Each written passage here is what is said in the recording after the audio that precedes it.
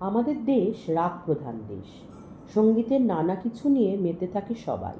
তবে রবীন্দ্রসঙ্গীত বলুন কি নজরুলগীতি, জীবনমুখী কি আজকের আধুনিক, সবার শিকড় কিন্তু লুকিয়ে আছে প্রাচীন রাগমালার মধ্যে। যে গানের মাধ্যমে একসময় ঈশ্বরের বন্দনা করা হতো, তাই আজ নানা ডালপালা মেলে নানা রূপে বিস্তৃত।